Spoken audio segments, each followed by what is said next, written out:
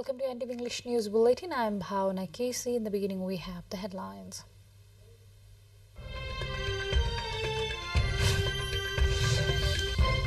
Election-related activities reached a peak as 7 days left for the polling day. Election Commission expedites the voters' education program. Negotiators working hard to draft deals as UN climate talks near halfway.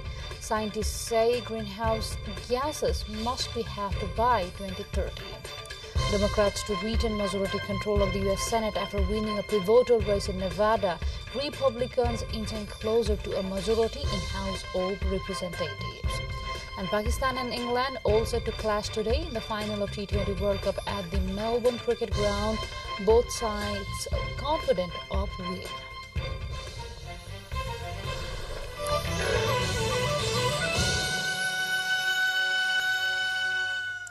Welcome back. Now to news in details. The election-related activities have gained a momentum across the country with only 7 days left for the House of Representatives and the provincial assembly elections.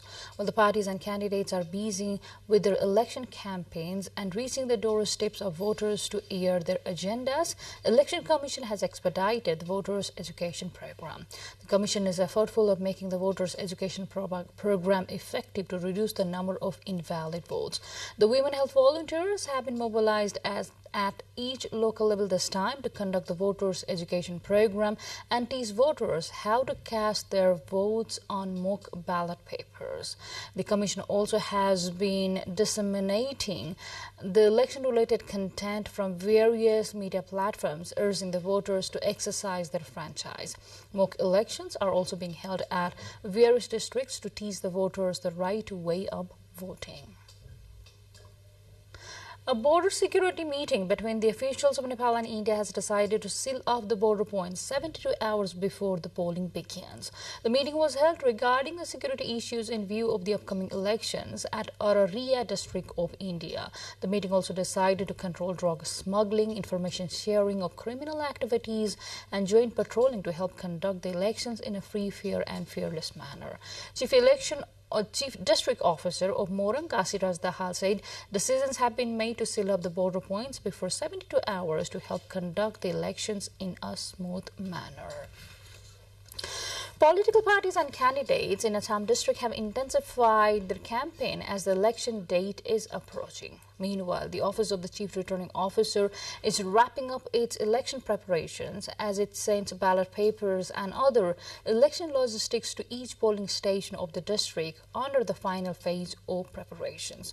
According to Chief Returning Officer Sambu Gautam, constituency number 1 has been prepared for sending election materials, ballot boxes for 104 polling stations. Similarly, the Election Commission has prepared a separate committee to monitor whether the code of conduct is followed or not.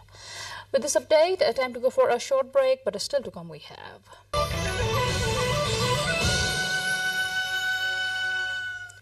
Welcome back. Now to more updates. Another earthquake measuring 5.4 magnitude hit Sudur Pashchim province. According to National Seismological Monitoring and Research Center, the epicenter of the quake that occurred at 8:12 p.m. Saturday night was Pata Dewal in Bazang district. The earthquake was felt in the districts of Baitari, Darsula, Dareldura, Acham, Kanchanpur, Kailali. At least 6 persons were killed after the earthquake of 6.6 magnitude had occurred with its epicenter in the Kaptar National Park area in Doti on November 9. Meanwhile, the quake survivors of Gaira village of Purbi Chowki rural municipality, ward number 3 in Doti, are still forced to live under the tents. Locals have urged the government to provide relief assistance to build their houses immediately with the approaching winter. An earthquake of magnitude 6.6 occurred in the center of, with the epicenter of Kaptar National Park had killed 6 people. Meanwhile, the earthquake had damaged 10 houses completely, while 40 to 45 houses sustained partial damages. As the UN climate talks in Egypt near the halfway point, negotiators are still working to draft deals on a wide range of issues they will put to ministers next week in the hope of getting a substantial result by the end. The two-week meeting in Sharm el-Sheikh started with strong appeals from world leaders for greater efforts to curb greenhouse gas emissions and help poor nations cope with the global warming. Scientists say the amount of greenhouse gases being pumped into the atmosphere needs to be halved by 2030 to meet the goals of the Paris Climate Accord. The 2015 pact set a target of ideally limiting the temperature rise to 1.5 Celsius by the end of the century, but left it to the countries to decide how they want to do so. The Democratic Party will retain majority control of the U.S. Senate after winning a pivotal race in Nevada. Senator Catherine Masto is projected to defeat Republican challenger Adam Laxalt, who was endorsed by Donald Trump. The result means the Democrats will now have 50 Senate seats, with Republicans currently on 49. Georgia is still waiting on a Senate result and will hold a runoff election on 6 December after neither candidate won an outright majority. Meanwhile, Republicans appear to be inching closer to the majority in the House of Representatives. More updates lined up on the other side, but before that, let's have the highlights first. Welcome back. Now to more updates. Southeast Asian and regional leaders begin the last day of the annual round of summits Sunday, joining with heads of key international organizations for discussions on economic development following the coronavirus pandemic. Among the attendees were representatives of the World Economic Forum, the World Bank, and the International Monetary Fund. The meetings held in the Cambodian capital, Phnom Penh, wrap up later Sunday with the East Asia Summit. The event will bring together U.S. President Joe Biden, Chinese Prime Minister Li Keqiang, Japanese Prime Minister Fumio Kishida, South Korean President Yoon Suk-yeol, Australian Prime Minister Anthony Albanese, and other leaders. SpaceX has launched a pair of Intelsat communications satellites. The launch from Cape Canaveral Space Force Station in Florida was the 40th flight for Falcon 9 first stage booster. The Galaxy 31 and Galaxy 32 satellites will provide Intelsat customers in North America with high-performance television distribution service. The booster previously supported Dragon's first crew demonstration mission, the RadarSat Constellation mission, SXM-7 and 10 Starlink missions.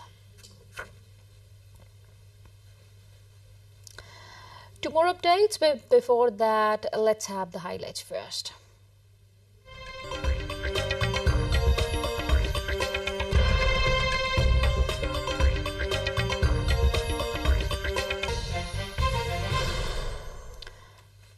Now to sports.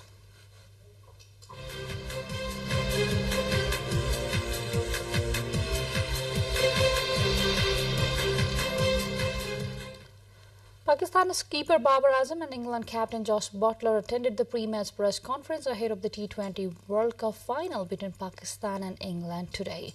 The two sides meet as England is beating to unite the global 50 and 20 over titles. Butler says he has been dreaming about lifting the men's T20 World Cup trophy before Sunday's final against Pakistan in Melbourne. The final pits the tournament's best bowling attack. Pakistan's left-armer Shaheen Afridi, fast bowler Harry Strope and leg spinner Shadab Khan are among the best in the world against England's fearsome batting lineup at the iconic Melbourne Cricket Ground.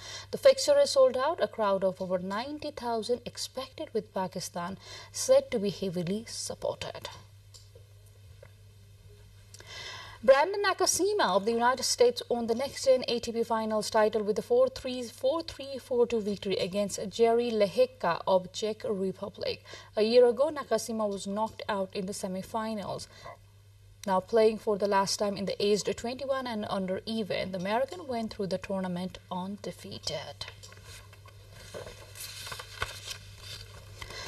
With this update, we come to the end of this English News Bulletin, but before we say goodbye, let's have a quick reminder of the major stories.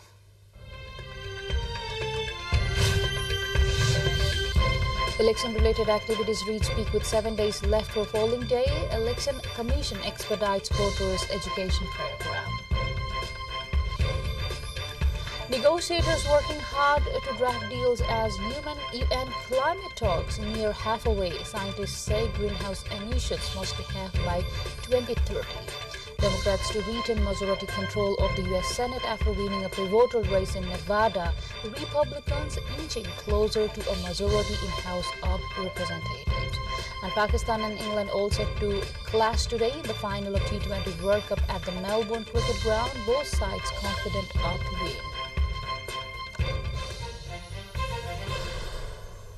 That's all we have in this edition of English News Bulletin. We'll see you again with next round of English Bulletin at 6 in the evening. Till then, have a great time ahead and do stay tuned with us. Namaste.